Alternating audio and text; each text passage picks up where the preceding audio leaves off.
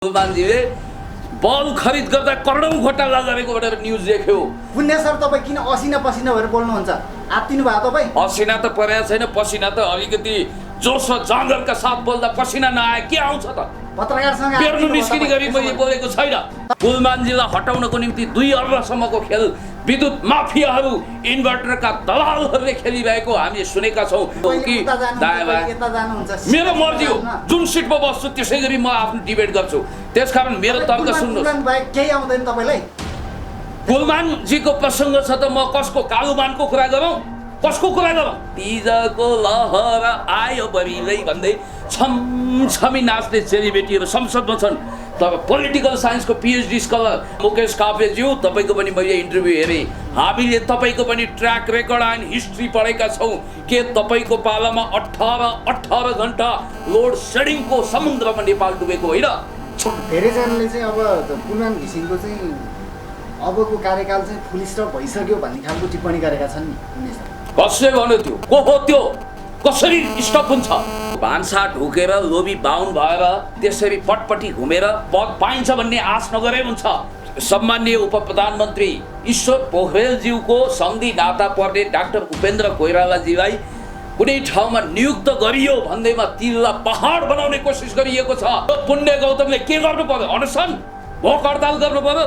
हामीले अनसनको लागि तयार छौँ, ज्यान दिनु पर्यो, हामी तयार छौँ। नेपाली जनताको हृदयमा बास गरेको मुटुको ढोकढुकी भएको गुलमानजी, तपाईँ एउटा कुल दीपक जस्तो हुनुहुन्छ।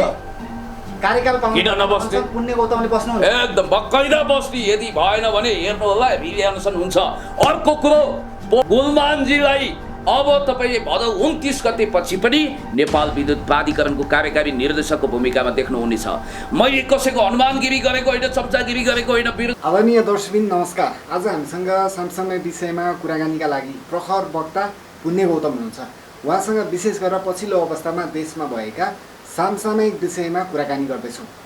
पुण्य सर, यहाँलाई स्वागत छ। धेरै धेरै धन्यवाद। नमस्कार। आराम हुनुहुन्छ? एकदम ठिक छु। के छ तपाईँलाई? म एकदम ठिक छु। र जुन खालको तपाईँले गुलमानको विषयलाई लिएर तपाईँले एकदमै हट तरिकाले चाहिँ तपाईँले डिबेट गर्नुभयो केही समय अगाडि, र तपाईँले डाइरेक्ट फोन पनि गुलमान घिसिङलाई गर्नुभयो। किन गर्नुभयो खास? गुलमान घिसिङज्यूसँग मेरो परिचय भनेको एउटा नारायण गोपालको गीत सम्झिँदा हुन्छ। चिनारी हाम्रो धेरै पुरानो रहेझै लाग्दछ बाट सुरु गर्नुहोस्। आज होइन, 1 दशक अगाडि जतिखेर जनार्दन शर्माजी ऊर्जा मन्त्रालय सम्हालिरहनु भएको थियो, ऊर्जा मन्त्री हुनुहुन्थ्यो, त्यतिखेर गुलमानजी फर्स्ट इन कमान्ड हुनुहुन्न थियो, उहाँ थर्ड इन कमान्डको भूमिका निर्वाह गरिरहनु भएको थियो। तेस्रो तहको हाकिम हुँदाखेरि हामीले काने खुसी गरेका थियौँ। गुलमानजीले जतिखेर चिमे जलविद्युत आयोजनालाई उच्च स्तरको क्वालिटीको आयोजना बनाउनु भएको थियो, उहाँको ट्र्याक रेकर्ड एन्ड हिस्ट्री चम्किँदै थियो। त्यतिखेर हामीले के भनेका थियौँ भने गुलमानजी नेपाल विद्युत प्राधिकरणको कार्यकारी निर्देशक हुन योग्य हुनुहुन्छ भनेर भनेका थियौँ। सम्भवतः हामी सबैको शुभेच्छा प्रयत्नले गुलमानजी नेपाल विद्युत प्राधिकरणको कार्यकारी निर्देशक हुनुभयो। देशभक्त समाजवादी नेपाल कम्युनिस्ट पार्टीले उहाँलाई फुल फ्लेजमा काम गर्ने अवसर दियो। त्यसो त बिचबिचमा कुत्ता भुक्थे हजार जस्तो स्थिति आयो, तर उहाँ हात्ती लम्के बजार शैलीमा काग कराउँदै गर्छ, पिना सुक्दै गर्छ, कुकुर भुक्दै गर्छ, हात्ती लम्किँदै गर्छ शैलीमा। लम्किन सक्छ त्यसो भने अबको दिनमा? उहाँको त कार्यकाल सकिँदैछ। हात्ती थ्याचक्क बस्दैन, लम्किएरै हिँड्छ। त्यस कारणले गर्दाखेरि उहाँको जुन ढङ्गको काम छ, भदौ 29 गते उहाँको 4 वर्षे कार्यकाल समाप्त हुँदैछ। तर फेरि एक चरण एक टर्म उहाँको पदावधि थपिँदैछ। किनभने मैले हिजो गुलमानजीसँग टेलिफोन गरे अनुसार। टेलिफोन गर्दा के भन्नुभयो तपाईँलाई? होइन, अब तपाईँले अघि मलाई भन्नुभयो कि टेलिफोन संवादको विषयमा कतिपय साथीहरूले फेरि टेलिफोन संवाद गरिदिउँ न भन्नुभयो। होइन, नगरौँ। किनभने त्यसमा होइन डराएको होइन। एउटा कुरा के हुन्छ भने त्यसरी बारम्बार डिग्निफाइड पर्सनलाई टेलिफोन गरेर हैरान बनाउनु हुँदैन। उहाँका 1000 काम हुन्छन्, काम गर्न दिउँ। त्यो एउटा बेला थियो, मौका थियो, टेलिफोन गरियो र उहाँको अलिकति गुनासो पनि रहेको छ त्यस विषयमा। तपाईँलाई चाहिँ फोन गरिसकेपछि तपाईँलाई उहाँले गुनासो गर्नुभयो, उहाँ चाहिँ रिसाउनु भयो? होइन, रिसाउनु भएको छैन। अब बारम्बार टेलिफोन गर्नु हुँदैन। किनभने यो हामीले पनि डिग्निटीको ख्याल गर्नुपर्छ र मतलब मैले भनेको के भने उहाँको भनाइअनुसार उहाँका केही कामहरू थाती छन्। जस्तो यो तारहरू हामी असरल देख्छौँ नि, यो कागले छेर्या जस्ता तारहरू, त्यो जम्मै भूमिगत रूपमा लानु छ। धेरै ठाउँमा भूमिगत भइसकेको छ चक्रपथ हो, अब धेरै ठाउँ अझै बाँकी छ, त्यसलाई भूमिगत तार मार्गमा लानु छ। ट्रान्समिसन लाइनहरू ठिकठाक गर्नु छ। अनि त्यसपछि धेरै मेगावाट बिजुली अझै दोहन गर्नु छ। अनि ट्रान्समिटरहरू र पोल तार राम्रो बनाउनु छ। त्यस कारणले गर्दाखेरि कुलमानजीका थाती रहेका ड्रिम प्रोजेक्टहरू, मेगा प्रोजेक्टहरू, नेसनल फ्लाइट प्रोजेक्टहरूलाई सम्पन्न गर्नको निम्ति यो देशभक्त समाजवादी सरकारले एकचोटि पुनर्विचार गरेर उहाँलाई पुनः 4 वर्ष कार्यकालमा नियुक्त गरिसकेपछि पर्खनुहोस् न, तपाईँ हामी सबै मिडियाकर्मी साथीहरू जाउँला, म खादा र माला लिएर जान्छु। मैले उहाँलाई भनेको छु र उहाँको कार्यकालको सफलताको लागि, उहाँको भव्य सफलताको लागि, पुनः नियुक्तिको लागि शुभकामना दिँदै उहाँको पुनः 4 वर्ष कार्यकाल भव्य रूपमा सम्पन्न होस्, सफल होस् भन्नको निम्ति म शुभेच्छा पनि व्यक्त गर्न चाहन्छु। अब धेरैजनाले चाहिँ अब कुलमान घिसिङको चाहिँ अबको कार्यकाल चाहिँ फुल स्टप भइसक्यो भन्ने खालको टिप्पणी गरेका छन् नि हुने सर। कसले भन्यो त्यो? को हो त्यो? कसरी स्टप हुन्छ? काम बाँकी छैन? काम गर्नु पर्दैन? कसै फुल स्टप भन्यो? फुल स्टप भन्ने जिन्दगीमा हुँदा पनि हुँदैन। त्यस कारणले गर्दाखेरि मैले तपाईँलाई स्पष्ट रूपमा भन्न चाहन्छु, पूर्व सिइओ आउने भन्ने कुराहरू आइरहेका छन् नि पछिल्लो अवस्था। के हो यो चाहिँ खास? मुकेश काफ्लेजी उहाँ सिइओ हो कि सिओ हो? होप्ने सिइओ भनेको त चिफ व्यक्ति हो उहाँ, त्यसो भने बताइदिँदा हामीलाई। चिफ एक्जिक्युटिभ अफिसर सिइओ, उसको भूमिका के हुन्छ भन्दा त्यो संस्थालाई नाफामा लानु, देशलाई झिलिमिली पार्नु। मुकेश काफ्लेजीको ट्र्याक रेकर्ड एन्ड हिस्ट्री हामीले हेरेका छौँ। कुनै चोर दुलो ढुकेर बस्ने दृष्टता नगर्नुहोस्। त्यसो त मुकेश काफ्लेप्रति मेरो कुनै शत्रुता छैन। उहाँ न मेरो आमापट्टिको न मामापट्टिको आन्द्रा पनि गाँसिएको छैन। उहाँको सफलता होस्, उन्नति होस्। तर मुकेश काफ्लेज्यू, तपाईँको पनि मैले इन्टरभ्यू हेरेँ, हामीले तपाईँको पनि ट्र्याक रेकर्ड एन्ड हिस्ट्री पढेका छौँ। के तपाईँको पालामा 18 घन्टा लोड सेडिङको समुद्रमा नेपाल डुबेको होइन? छातीमा हात राखेर बताउनुहोस्। अर्को कुरा के छ भने नेपाल विद्युत प्राधिकरणलाई 34 अर्ब घाटा कसले लगायो? तपाईँको पालामा लागेको हो कि होइन? त्यसको हिसाब किताब पनि तपाईँले नेपाली जनतालाई दिनु जरुरी छ। अनि वार्षिक 8 अर्ब चुहावट तपाईँकै पालामा भएको छ। त्यति मात्रै होइन, वार्षिक 3 अर्बको कमिसन बाँडिएको छ तपाईँको पालामा। विद्युत प्राधिकरण घाटा, अनि त्यसपछि तपाईँहरू चाहिँ नाफै नाफा, तपाईँको खल्तीभरि पैसा हुने अनि जनताको ढाड सेकिने यो अवस्था तपाईँको पालामा भयो। तपाईँको बेलामा जबकि कुलमानजीको पालामा 1400 मेगावाट बिजुली उत्पादन भएको छ, तर तपाईँको पालामा केवल 800 मेगावाट मात्रै उत्पादन भएको छ। अनि इलेक्ट्रोनिकमा करोडौँ खर्च कसको पालामा भयो? तपाईँकै पालामा भयो मुकेश काफ्लेजी। अनि कल कारखाना घाटामा गए, फ्याक्ट्रीहरू सुके, तर फ्याक्ट्रीका ठुला ठुला साउजीहरूलाई बिजुली कसले बेच्यो? जनताको घर लोड सेडिङमा डुबाएर साउजीहरूलाई, धन्दा सेठ, मुनाफाखोर, त्यस खालका जगर सेठहरू, त्यस खालका गल्लावालहरूलाई बिजुली बेचेर तपाईँहरू धनी त हुनुभयो, तर जनताको मुख मार्नुभयो र जनताको मुखै अँध्यारो भयो। अनि कुलमानजीको पनि हामीले हेरेका छौँ। वाह क्या बात कुलमानजी भन्न मन लाग्छ। किनभने कुलमानजीको पालामा, उहाँ काफ्लेजीको पालामा 18 घन्टासम्म लोड सेडिङ भयो। जर्मनको विश्वप्रसिद्ध कवि बर्टोल्ट ब्रेख्टको भाषामा भन्नुपर्दा जुनकुरीको धिपधिपे उज्यालो मात्रै होइन, देशै झिलिमिली भयो, उज्यालो नेपालको सपना साकार भयो। 24 घन्टा लाइन आएको छ। ऋण तिरेर पनि अहिले 11 अर्ब नाफामा छ नेपाल विद्युत प्राधिकरण। चुहावट शून्य छ। तथ्याङ्क के दाबी गरिरहेका छन् भने मुकेश काफ्लेले चाहिँ त्यो सबै चाहिँ ब्याकग्राउन्ड बनाउने चाहिँ म हौँ भनेर चाहिँ दाबी गरिरहेका छन्। त्यो ब्याकग्राउन्ड सबै चाहिँ जुन कुलमान घिसिङलाई गरिएको अहिले यो उपलब्धि चाहिँ उहाँकै ब्याकग्राउन्डकै कारण चाहिँ यो उपलब्धि भएको भनिरहेका छन्। मान्नुहुन्छ? अब मुकेशको रेफ्री बनेर मलाई लङ्गडी नहान्नु न, म यहाँ तर्क दिँदैछु। ल भन्नुहोस्। अहिले चुहावट 0 छ, कमिसन 0 पाएछ। अनि विद्युत उत्पादन 1400 मेगावाट छ। देशको मुद्रा देशैमा खपत भइरहेको छ। कल कारखाना अहिले नाफामा छन्। अनि त्यसपछि जनताको मुहारै उज्यालो चम्किलो बिजुली जस्तै भएको छ। त्यस कारणले गर्दाखेरि म भन्न चाहन्छु विद्यार्थीहरूको पढाइ राम्रो भएको छ, तपाईँहरूको क्यामेराले रोजगारी पाएको छ, सोसियल मिडिया फस्टाएको छ। बरु सबैले तपाईँहरू जस्तो सोसियल मिडियाको मिडियाकर्मी साथीहरूले त उहाँको फोटो घरमा झुन्ड्याउनुहोस्, आरती उतार्नुहोस् म भन्दिनँ, धुपधुवार गर्नुहोस् भन्दिनँ, देवत्वकरण गर्नु हुँदैन। तर अन बिहाफ अफ कुलमान घिसिङ उहाँले जुन भव्य योगदान दिनुभयो, चुहावट नियन्त्रण गर्नुभयो, विद्युत माफियाले करोडौँ अरबौँको प्रस्ताव राख्दा पनि ह्याकुलाले पेलेर उहाँ अगाडि बढ्नुभयो, कठालो कराप झ्याप समाउन खोज्नुभयो, कामचोर कर्मचारीलाई ठाउँको ठाउँ कारवाही गर्नुभयो। म एउटा तपाईँलाई अनुभव सुनाउँछु। मेरो घर छेउको ट्रान्समिटर पड्किँदा मुकेश काफ्लेको पालामा 3 दिन लाग्थ्यो बन्न। आज कुलमानजीको पालामा जब फोन गरिन्छ 10 मिनटदेखि आधा घन्टाभित्र कर्मचारी आएर 1 घन्टाभित्र बनाइसक्छ, 1.5 घन्टामा लाइन आउँछ। त्यो अवस्था मैले भोगेको छु। एकचोटि केही साथीहरूले कन्टेन्ट भएन भनेर मलाई हुर्कै गर्नु। तपाईँहरू जस्तो मित्रहरूले कन्टेन्ट उठाइदिने, उहाँहरूलाई आपत विपद। अनि त्यसपछि मैले मध्यरात 10 बजे बोलाएँ केही साथीलाई। माफ गर्नु होला ती साथीहरू अहिले लकडाउनको कारण कन्टेन्ट छ भने उहाँहरू डन शैलीमा डन 2-3 वटा बाइक लिएर आउनुभयो। मैले भने पोलमा हेर्नुहोस् कन्टेन्ट यहीँ छ। छक्क पर्नु हो। मैले भने पहिला कुलमानजी विद्युत प्राधिकरणको कार्यकारी निर्देशक नहुँदा लाइन आएको कुरो समाचार बन्थ्यो, बत्ती आएको। आज लोड सेडिङ भएको कन्टेन्ट बनाउनुहोस्। कुलमानजीको पालामा लोड सेडिङ, यो त 8औं आश्चर्य, किनभने लाइनै जाँदैन, लोड सेडिङै हुँदैन, मिटर पड्क्यो। नभन्दै 1 घन्टापछि त्यो मिटर मर्मत सम्भार भयो र ठ्याक्क लाइन आयो। त्यसकारण म तपाईँलाई के भन्न चाहन्छु भने कुलमानजी तपाईँ नेपाल आमाको सुयोग्य सन्तान हुनुहुन्छ।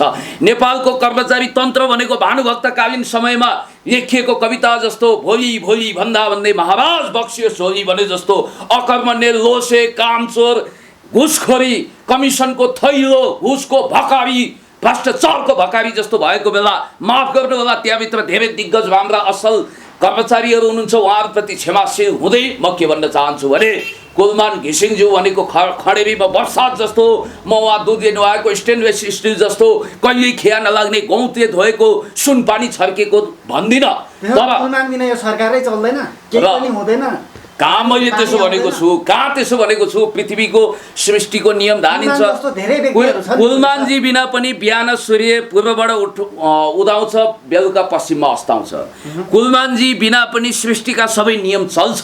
तर तपाईँले अघि भन्नुभयो नि सुन्नुहोस्, मैले कहाँ त्यसो भनेको छु? मैले नभनेको कुरा मेरो मुखमा नकोच्याउनुहोस्। तपाईँलाई एउटा कुरा मैले स्पष्ट रूपमा भनिदिउँ।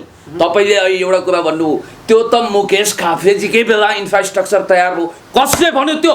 झुटो कुरा गर्ने, अफवाह फैलाउने मुकेश काफ्लेजीको पालामा। म तपाईँलाई भन्न चाहन्छु, यस्तै मान्छेले कान्तिपुर लगायतका, मैले मिडियाको नामै भनिदिएँ होला, आफूलाई कर्पोरेट घरानाको सम्झिने ठुलो बिल्डिङ सम्हालेर बसेको कान्तिपुरले त्यतिखेर कुलमानजीले बल खरिद गर्दा करोडौँ घोटाला गरेको भनेर न्युज देख्यो। पुण्य सर, तपाईँ किन असिना पसिना भएर बोल्नुहुन्छ? आत्तिनु भयो तपाईँ? असिना त परेको छैन, पसिना त अलिकति जोस र जाँगरका साथ बोल्दा पसिना नआए के आउँछ त? पत्रकारसँग बेर्नु निस्किने गरी मैले बोलेको छैन। तपाईँ आत्तिनु भएको छ आज। तपाईँसँग किन आत्तिन्छु? नमात्तिन्छु, नआत्तिन्छु, मेरो स्वभावै यस्तै हो। तपाईँ मेरो स्वभावसँग परिचित हुनुहोस्। मूल विषयवस्तुमा मलाई इन्टरप्रिटेसन गर्ने मौका दिनुहोस्। किन दायाँ बायाँ बाङ्गो टिङ्गो कुरा गर्नुहुन्छ? बाङ्गो टिङ्गो भने के तपाईँले कुरालाई यसो आकार दिएर हेर्न सक्नुहुन्छ? यो बाङ्गो टिङ्गो हो कि दायाँ बायाँ? मेरो मर्जी हो। जुन सिटमा बस्छु त्यसै गरी म आफ्नो डिबेट गर्छु। त्यसकारण मेरो तर्क सुन्नुहोस्। केही आउँदैन तपाईँलाई? कुलमानजीको प्रसङ्ग छ त म कसको कालुमानको कुरा गरौँ? कसको कुरा गरौँ? जसको सन्दर्भ चल्यो त्यसैको कुरा गर्ने हो। त्यस कारणले गर्दाखेरि मन पराउनु भएको छ। तर तपाईँले त कुलमान बिना हावै चल्दैन। कुलमानजी भनेको म तपाईँलाई भन्दैछु, कुलमानजीले गरेका जङ्गी सुधारहरू, विद्युत गृहमा उहाँले गरेका सुधार, विद्युतका यस अगाडिका हाकिमहरू भनेको भूपी शेरचनको कविताको जस्तो घुम्ने मेचमाथि अन्धो मान्छे जस्तो ढसबस बसिरहेका हुन्थे, गजगम्म बस्थे, कामचोर थिए, घुसका थैला थिए। तर कुलमानजी तपाईँ नेपाल आमाको सुयोग्य सन्तान हुनुहुँदो रहेछ। तपाईँले लोबानी पापानीमा नफसिकन विद्युत प्राधिकरणलाई घाटामा लागेको विद्युत प्राधिकरणलाई नाफामा पुर्याइदिनु भयो, चुहावट नियन्त्रण गर्नुभयो, लोड सेडिङ मुक्त गर्नुभयो, थाती रहेका योजना पनि तपाईँले सम्पन्न गर्नु छ। के नेपालमा राम्रा प्रशासकको खडेरी लागेको हो? बिल्कुल होइन। एउटा नाम तपाईँले पक्कै सुन्नुभएको छ, सरदार यदुनाथ खनाल, अमेरिकी विदेश मन्त्री, तात्कालीन नोबेल पुरस्कार विजेता, अन चाइना जस्तो विश्वप्रसिद्ध कृतिका लेखक, अहिले पनि बाँचिरहेका 94 वर्षका all time best legendary diplomat जोसँग कफी खान अमेरिकी राष्ट्रपतिहरू लालायित हुन्छन्, हेनरी किसिन्जर समेत नतमस्तक भएको एउटा डिप्लोमेट, हाम्रो देशको राजदूत प्रशासकको नाम हो यदुनाथ खनाल। सरदार भीमबहादुर पाण्डेसँग भारतीय प्रशासकहरू आई टु आई कन्ट्याक्ट गरेर डिबेट गर्न डराउँथे। त्यसकारण श्रीकान्त रेग्मी जस्ता राम्रा प्रशासक भएको देश हो यो।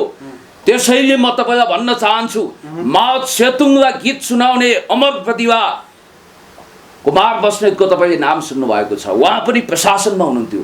त्यस कारणले गर्दाखेरि नेपालमा प्रतिभाहरूको कमी छैन सर, तर काम गर्नेलाई मौका दिनुपर्छ। यो देशभक्त समाजवादी सरकारले कुलमानजीलाई फुल फेजमा काम गर्न दियो। काम गर्ने व्यक्तिलाई अब फुल स्टप लगाउनका लागि विभिन्न खालका चलखेलहरू भइरहेका भनेका छन्। तपाईँले यसलाई कसरी हेरिरहनु भएको छ, कतिको बुझ्नु भएको छ यो विषयमा? कसले फुल स्टप लगाउने? यहाँ फुल पनि छैन, स्टप पनि छैन। कमा फुल स्टप छैन त्यसो भने चलखेल त गरिरहन्छन्। अहिले गएर नथुकारे म तपाईँलाई भन्छु, अहिले गएर नथुकारे कुरा कर्कट झापपत गरेर विभिन्न होटलमा बसेर अहिले मास्क लगाएर कोरोनाको कहरको बिचमा पनि सेटिङ र मिटिङको कोसिस गरिरहेको हामीले सुनेका छौँ। करोडौँ रुपियाँको खेल चलिरहेको, अरबौँको खेल चलेको, कुलमानजीलाई हटाउनको निम्ति 2 अर्बसम्मको खेल विद्युत माफियाहरू, इन्भर्टरका दलालहरूले खेलिरहेको हामीले सुनेका छौँ। खबरदार त्यस्ताको कठालो करट ज्याप बनाएर तिनीहरूलाई ठेगान लगाउन नेपाली जनताले जानेको छ। तिनले सिंहदरबार र बालटारमा सम्माननीय प्रधानमन्त्रीज्यू र ऊर्जा मन्त्रीज्यूलाई मिसकल गर्नसम्म सक्लान्, तब फुलकल गर्ने सिंहदरबार र बालटार वरिपरि ढिम्किने हैसियत ती विद्युत माफियाको पटक्कै छैन। त्यसो भने अहिले पछिल्लो अवस्था नेकपा पनि एक खालको विभिन्न खालका चलखेलमा चाहिँ फसेको भन्ने सुन्नमा आएको छ। नातावाद कृपावादमा फसेको भन्ने चाहिँ सुन्नमा आएको छ। त्यसो भने ईश्वर पोखरेल उपप्रधान तथा रक्षा मन्त्रीले भर्खरै मात्र आफ्नै चाहिँ सन्धिलाई चाहिँ एउटा बैङ्कमा चाहिँ सिइओ राखेको भन्ने सुन्नमा आएको छ। त्यसो भने नेकपा पनि फरियावादमा फसेको हो? मैले तपाईँलाई एउटा कुरा भनिदिउँ, नेकपा भनेको सिमसारमा गाडिएको बाँसको किला होइन, काला पत्थरमा ठोकिएको सती साल्स हो। त्यस कारणले गर्दाखेरि म तपाईँलाई भन्न चाहन्छु, नेकपा यस्ता झिना मसिना कुरामा अल्झिएर बस्दैन। तपाईँलाई एउटा कुरा भनिदिउँ, 374 किलोमिटर भूगोलको महान नक्सा जारी गर्नेदेखि लिएर नागरिकता विधेयकमा राष्ट्रवादी अडान लिएर देशलाई सिक्किमीकरण फिजीकरण हुनबाट जोगाउने, देशको विकास र समृद्धिको निम्ति अगाडि बढिरहेको नेपाल कम्युनिस्ट पार्टीले ठिक छ एउटा सानो नियुक्तिलाई लिएर अहिले हङ्गामा मचाउन खोजिएको छ। सम्माननीय उपप्रधानमन्त्री ईश्वर पोखरेलज्यूको सन्धि नाता पर्ने डाक्टर उपेन्द्र कोइरालाजीलाई कुनै ठाउँमा नियुक्त गरियो भन्दैमा तिललाई पहाड बनाउने कोसिस गरिएको छ। नेपोटिजमको कुरा गरियो, नातावाद फरियावाद कृपावादको कुरा गरियो। म तपाईँलाई एउटा कुरा भन्न चाहन्छु, फर्स्ट वर्ल्ड कन्ट्री हेर्नुहोस्, अमेरिकी राष्ट्रपति पदको उम्मेदवार पूर्व विदेश मन्त्री हिलरी क्लिन्टन के बिल क्लिन्टनको श्रीमती होइन? सिनियर जर्ज डब्लु बुशको छोरो होइन? जुनियर जर्ज डब्लु बुश अनि बिपी शशाङ्क सुशील को यिनीहरू एउटै कोइराला वंशवृक्षभित्रको व्यक्ति होइन? क्षमता छैन? डाक्टर उपेन्द्र कोइराला प्रोफेसर होइन, डक्टर होइन? उहाँको क्षमता नभएर त्यहाँ डिजर्भ गर्न नसकेर आउने हो? मैले कसैको पनि पक्षमा वकालत गर्नु छैन, कसैलाई डिफेन्स गर्नु छैन। अब म यति कुरा भन्छु कि यदि उहाँ अयोग्य भइदिएको भए, उहाँको योग्यता थिएन भने, शैक्षिक योग्यता थिएन, अनुभव थिएन भने त्यस्ता नियुक्तिमा आपत्ति गर्न सकिन्छ। किन बाहिर चाहिँ यसरी ठुलो रूपमा चाहिँ यो इस्यु बाहिर आयो? मिडिया कर्मी साथीहरू, म तपाईँलाई भन्छु, फेसबुक कर्मीहरूलाई पनि म भन्न चाहन्छु, तिललाई पहाड बनाइदिने, दमदनाएर स्याल भुइँया मचाउने गोइबल शैलीमा ठुला ठुला प्रोपोगन्डा गर्ने काम छोडौँ। म यो भन्न चाहन्छु, म के भन्छु भने ठिक छ त्यो नियुक्तिको विषयमा प्रक्रियागत रूपमा कसैलाई गुनासो छ भने सम्बन्धित ठाउँमा उजुर बाजुर गरे हुन्छ, गुनासो गरे हुन्छ। र हिजो उपेन्द्र कोइरालाज्यू, मैले उहाँको डिफेन्स गरेको होइन, उपेन्द्र कोइरालाजीले भन्नुभयो म ईश्वर पोखरेलज्यूको सम्माननीय उप प्रधानमन्त्रीज्यूको सन्धि भएको कारण नियुक्तिबाट वञ्चित हुनुपर्छ, म त उहिलेदेखिको प्रोफेसर हुँ भनेर भन्नुभएको छ। त्यसकारण यो कुरालाई रबर ब्यान्ड जस्तो धेरै नतन्कौँ। नेपाली काङ्ग्रेसमा बिपी कोइरालाको छोरो भएकोले मात्रै डाक्टर शशाङ्क कोइरालालाई महामन्त्री हुने अवसर जुट्यो। गिरिजा प्रसाद कोइरालाको छोरी भएको हुनाले क्षमता छैन, उहाँको कुनै योगदान छैन, त्यहाँ योगदान बाँड्नै गर्नुभएको छ नि। योगदान त तपाईँले देखिरहनु भएको छ। प्रजातान्त्रिक आन्दोलनमा धेरै भोटो फटाएका, जतिखेर प्रजातान्त्रिक आन्दोलनको लागि नेपाली काङ्ग्रेसका योद्धाहरूले शहीद पङ्क्तिमा उभिएर ठुलो यातना भोग्नु परेको थियो, त्यतिखेर मेडिकल डक्टरको रूपमा इन्ट्रान्समा गइरहेको हाम्रो शशाङ्क कोइरालाको के योगदान थियो? योगदान थिएन म भन्दिनँ, फुटेको कौडी पनि थिएन भन्दिनँ, तर त्यो पदमा पुग्न जुन अहिले उहाँले सभापति क्लेम गरिरहनु भएको छ त्यसको लागि चाहिँ योगदान थियो कि थिएन भनेर हिस्ट्रीले समीक्षा गर्छ। जसको क्षमता थियो उहाँले गर्नुभयो। क्षमताको कुरो छोडिदिनुहोस्, या क्षमतै नभएका त्यस्ता खालका भुइँफुट्टाहरू टपटुइयाहरू लाल भुजक्कडहरू पनि आइरहेका छन्। क्षमतै थिएन भन्नु मिल्छ? कसैबाट कुलमान घिसिङको क्षमता छैन भनेर भन्ने अधिकार कसैले पनि छैन। कुनै इन्द्रका बाबु चन्द्रे बाबा हातको टाँगाको छैन। किनभने मैले भनिरहेको छु कुलमानजीले गरेका महान योगदानको फेरिस्त तपाईँलाई दिएको छु।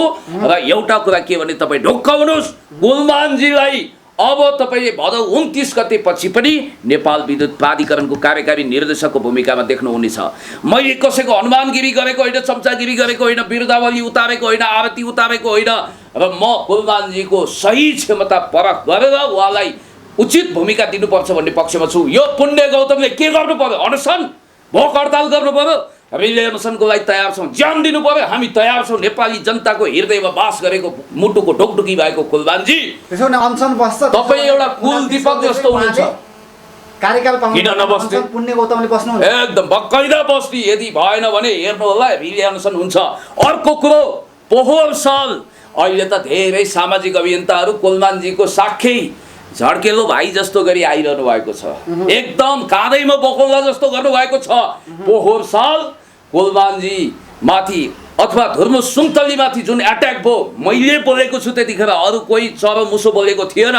कुलमानजीलाई केही धन्दा सेठ गल्लावाल सांसदहरू, मिनेन्द्र रिजाल लगायतका सांसदहरूले नेपाली काङ्ग्रेसको तर्फबाट सञ्चार मन्त्रालय सम्हाल्दाखेरि उहाँले के गर्नुभएको थियो, उहाँको ट्र्याक रेकर्ड आएन, हिस्ट्री हेर्नुहोस्। कुलमानजीलाई हटाउन घेरघार गरिरहँदाखेरि पुण्य गौतमले त्यतिखेर भनेको थियो खबरदार कुलमानजी जस्तो सुयोग्य प्रशासकमाथि हात नलम्काइयोस्, आँखा नचम्काइयोस् भनेर उहाँलाई भारतसँग सेटिङ गरेको, अरबौँ कमिसनको खेल गरेको झुटो आरोप लगाएर अफवाह फैलाएर चोर र चौतारा साधुला सुगिब भने जस्तो कुनै कमिसन खोर धन्दा सेट विद्युत माफियाहरूको हातमा रिमोटबाट चल्ने मान्छे ल्याउन खोजिएको थियो। त्यति मात्रै होइन, तपाईँलाई एउटा कुरा म स्मरण दिलाउन चाहन्छु, कुलमान घिसिङज्यूलाई हटाउनको निम्ति यो बिचमा धेरै ठुलो लबिङहरू विद्युत माफियाले अँध्यारो कोठामा बसेर गरे।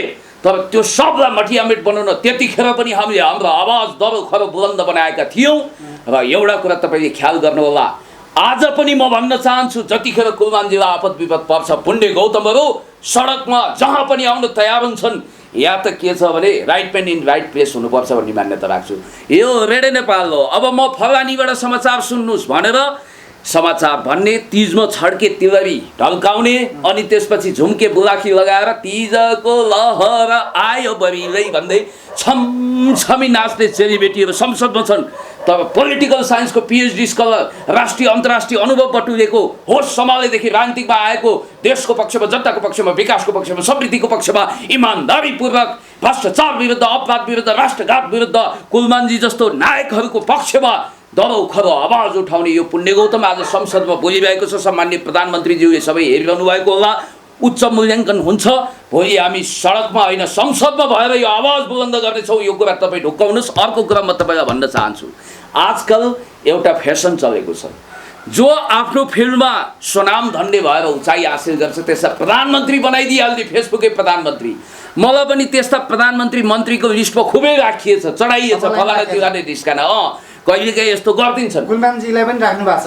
कुलमानजीलाई त घरि प्रधानमन्त्री, घरि राष्ट्रपति, घरि के भनेर राखिरहनु भएको छ। तर त्यति योग्य मान्छेलाई 9 अर्बको भ्रष्टाचारको आरोप चाहिँ किन लाग्यो? कसले लगायो त्यो आरोप? फजुल आरोप हो। म खारेज गर्न चाहन्छु यहीँबाट। कुलमानजीले त्यस्तो कुनै खालको पैसाको लेनादेना गरेको छैन। यदि उहाँले गरेको हो भने तपाईँलाई थाहा छ त्यतिखेर पनि उहाँले च्यालेन्ज गर्नुभएको थियो, यदि मलाई भ्रष्टाचारको बात अभियोग प्रमाणित हुन्छ भने म टुडी खेल्न झुन्डिन तयार छु भनेर उहाँले मनसा वाचा कर्मणा स्पष्ट रूपमा भन्नुभएको थियो। त्यसकारण म तपाईँलाई भन्न चाहन्छु, या चोर र चौतारो साधुलाई सुगिब हुँदैन, यो मत्स्य न्यायको हामीले अन्त्य गर्छौँ। र यहाँ सतीले सरापेको देश हो भन्दैमा सधैँभरि हामी जस्ता इमान्दार मान्छेहरू कोलमा पेलिने यो मत्स्य न्यायको अब अन्त्य हुन्छ। र म तपाईँलाई अर्को कुरा के भन्न चाहन्छु भने कुलमानजीले धेरै कुरा बुझ्नु भएको छ। मैले उहाँसँग कुराकानी पनि गरेको छु। साउथ एसियामा अमिताभ बच्चन भन्दा ठुलो सेलिब्रिटी को थियो? कोही पनि थिएन। अमिताभ बच्चन हिँड्दा अहिले पनि ट्राफिक जाम हुन्छ, उहाँसँग हात मिलाउनेहरूले 1 महिना हात धुँदैनन्। त्यो अमिताभ बच्चन जसले 1985 मा इलाहाबादको सिटबाट सम्भावित प्रधानमन्त्रीको सूचीमा चढेका हेमावती नन्दन बहुगुणालाई 7 सिडीबाट खतरके खसालेर प्रधानमन्त्री के अरे सांसद जित्नु भएको थियो। भावी प्रधानमन्त्री भनेर उहाँको नाउँमा भगेरै टाउके अक्षरमा ब्यानर न्युज आयो। तर बफोर्स काण्ड लगाएर चाणक्य मेकियावेली रबर्ट ग्रीन घोकेका राजीव गान्धीका षड्यन्त्रकारी सल्लाहकारले चक्रव्यूहभित्रको अभिमन्यु बनाएर अमिताभ बच्चनको पोलिटिकल करियर समाप्त गरिदिए। अमिताभ बच्चनको कन्फेसन्स थियो राजनीति गर्ने भनेको राजनीतिक मान्छेले हो, हाम्रो छाला गैडाको जस्तो ज्याद्रो छैन भनेर भन्नुभएको थियो। त्यो कन्फेसन्सबाट सिक्नु पर्यो। अनि त्यसपछि अर्को कुरो, युक्रेनमा एउटा जोकरले सर्भेन्ट अफ पिपुल नामक मेगा सिरियलमा खेलेर त्यही पार्टी इस्टाब्लिस गरेर पेट्रो पेरिसिनको नामक पोलिटिसियनलाई हराएर आफू राष्ट्रपति बने। अहिले उनी हैरान परेशान छन्। क्रिकेटर इमरान खान पनि राजनीतिको अनाडी तर क्रिकेटको खेलाडी थिए। आज खुनको आँसु बगाइरहेका छन् राजनीतिक अनुभवहीनताको कारण। त्यस कारणले गर्दाखेरि मैले तपाईँलाई भनौँ रवि लामिछानेजीको लक्ष्य के छ, मैले बुझेअनुसार मेरो माओलीपट्टिको नातेदार पनि पर्नुहुन्छ, उहाँको लक्ष्य भनेको जस्तो सिएनएनको ल्यारी किङ भने जस्तो, नेपालको विजय कुमार पाण्डे भने जस्तो, भारतको करण थापर भने जस्तो उत्कृष्ट सञ्चारकर्मी बन्ने छ। कुलमान घिसिङलाई चाहिँ कसरी जोड्ने र म यही सिलसिलामा आउँछु। ल्यारी किङलाई बाराक ओबामाले आफ्नो कम्युनिकेसन मिनिस्टरमा अफर गर्दाखेरि सरी भने, अमिताभ बच्चनले जसरी I am not fit for politics भने त्यसै गरी ल्यारी किङले पनि म पत्रकार हुन, सञ्चारकर्मी हुन जन्मिएको, मिडिया पर्सन हुन जन्मिएको भनेर कन्फेसन्स गरेका थिए। म कुलमानजीलाई भन्न चाहन्छु आफ्टर रिटायरमेन्ट उहाँले पोलिटिक्स जोइन गर्न सक्नुहुन्छ। तपाईँलाई थाहा छ रोनाल्ड रेगन पनि अमेरिकाको कलाकारै भए पनि राष्ट्रपति भए हो। उहाँ जनताको मन जितेर भोलि मन्त्री प्रधानमन्त्री हुन सक्नुहुन्छ। तर अहिले कुलमानजीलाई काम गर्न दिउँ, उहाँ कम बोल्नुहुन्छ। बोलिरहने मान्छे चरा मान्छे, गरिरहने मान्छे गधा मान्छे, गर्ने पनि बोल्ने पनि पो असली मान्छे भने जस्तै उहाँ बोल्नु पनि हुन्छ गर्नु पनि हुन्छ। उहाँले फुल फ्लेजमा आफ्नो काम गर्ने मौका पाउनुपर्छ। महाकवि लक्ष्मीप्रसाद देवकोटा के प्रधानमन्त्री हुनुहुन्थ्यो? हुनुहुन्न थियो, तर भेडा भनेर चिनिने भेटनरी डाक्टर, माफ गर्नुहोला, यति लामो शिरपाती जुङ्गा बोकेका डाक्टर केआई सिंहले कुनै समय भन्नुहुन्थ्यो रे म त लक्ष्मीप्रसाद देवकोटा शिक्षा मन्त्री भएको क्याबिनेटको प्रधानमन्त्री। ल भन्नुहोस्, जननेता कमरेड मदन भण्डारी कुन पदमा पुग्नु हो? पुष्पलाल कुन पदमा पुग्नु हो? पुग्नु भएन नि धेरै ठुलो पदमा, तर राष्ट्रपति प्रधानमन्त्री भन्दा उहाँहरूको उचाइ माथि छ।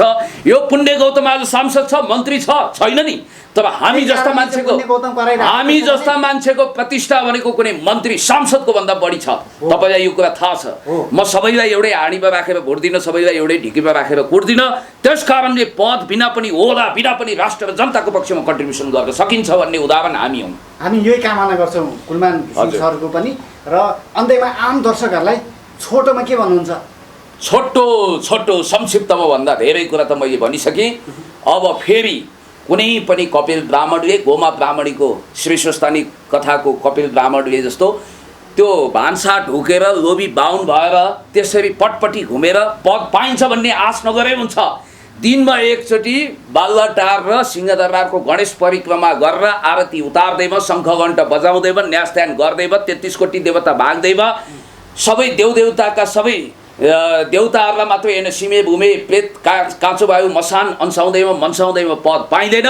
अब कार्यकारी निर्देशक हुने भाग्य केवल कुलमानजीको भाग्य मात्रै छ।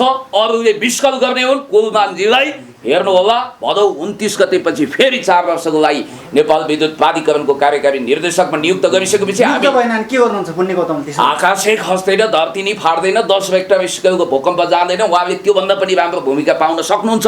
तर म पारिजातको नजन्मिएको छोरो कथा पढेर आएको मान्छे, म त्यस्तो खालको हाइपोथेटिकल इमेजिन गर्दिनँ। उहाँ अवश्य पनि नियुक्त हुनुहुनेछ। 99.9% उहाँको नियुक्ति कन्फर्म छ। हस् पुण्य सर, हामीलाई यो समय दिनुभयो, हामीलाई विशेष जानकारी गरिदिनुभयो, यसको लागि धन्यवाद दिन चाहन्छु। हस्, धेरै धेरै धन्यवाद। म त 99.9 होइन 100% कुलमानजीको नियुक्ति हुनुपर्छ भन्ने पक्षको मान्छे हुँ।